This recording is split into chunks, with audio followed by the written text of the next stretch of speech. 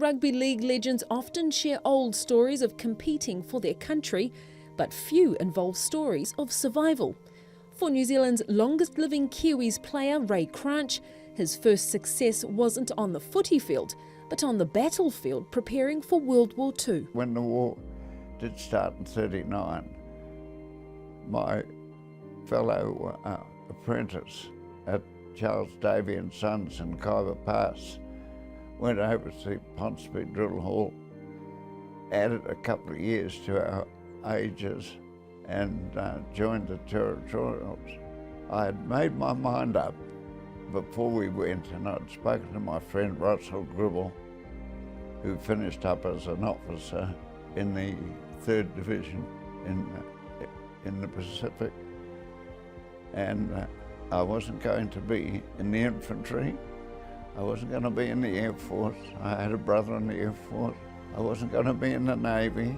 I was a good swimmer, champion swimmer in three years at Seddon Tech, and water polo player, and actually finished second in a long distance swim at the Tepid Baths when I was about 14 or 15.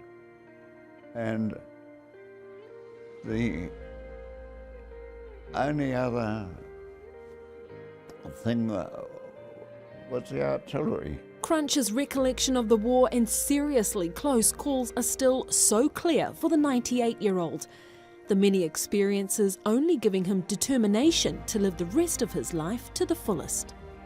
The Germans had retired from Casino, and they hadn't gone very far. They'd just gone to a range of hills and set themselves up, watched till the Devati took their positions up, and then let us have it.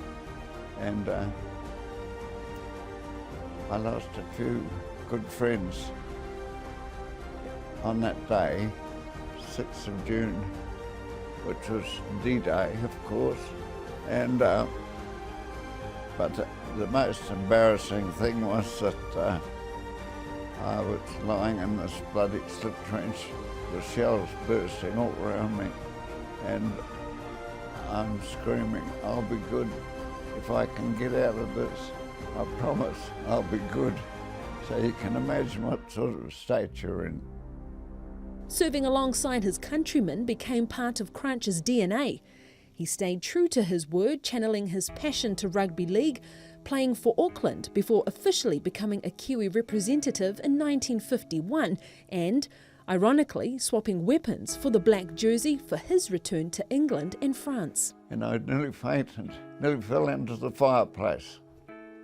In those days, you had parties after the games or all the rest of that jazz, and the blokes would be in the kitchen singing, the ladies and the rest of them in the living room.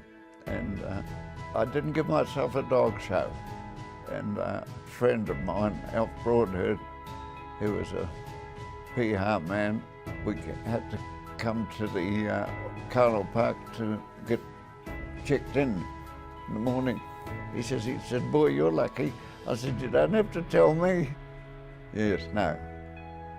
That's one of the greatest things in my life, to be chosen. It's the best game in the world.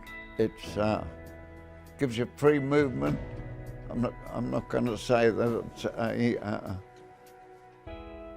I wouldn't want to play anything else.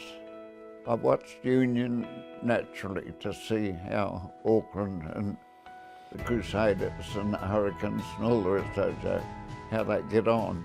But their game is not as good as ours.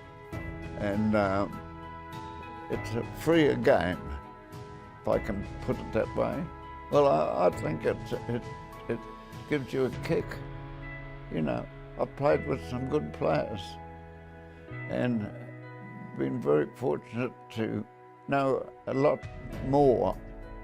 And when they're playing well, they're pretty to watch.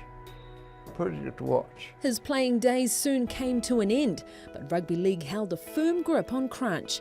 He first became a New Zealand schoolboys selector and manager, making some tough decisions that ultimately determined one of our most revered sporting heroes. We had a selection game at Rotorua to pick the team, and Brian Williams was playing on the wing for Marist, and he was an outstanding goal kicker, outstanding footballer. My two fellow selectors said, "You've got to drop someone from that side." And I said, "Why?" Well, he said, "You've got about 6 Aucklanders in that side. You've got to allow players from another area. So what do we do?" I saw my fellow selector, Laurie Blanchard, and Seth Mountford, and said, "Who are we going to drop?"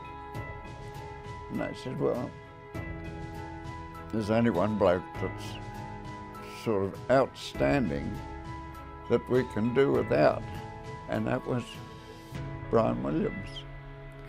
I've seen him since many times, Brian, and said, "Well, Brian, you're a knight, and that's the biggest achievement that anyone can have. But I'm afraid that if you'd have stuck with rugby league, you wouldn't have been a knight." Cranch is the last surviving player from the 1951-52 Kiwi squad, going on to receive almost every accolade there is for his patriotism to rugby league. But with a full trophy cabinet and even an Order of Merit, one success shines brighter than the rest. Well, if you're a footballer, it's the highest honour you can have. And I consider myself the luckiest Kiwi alive.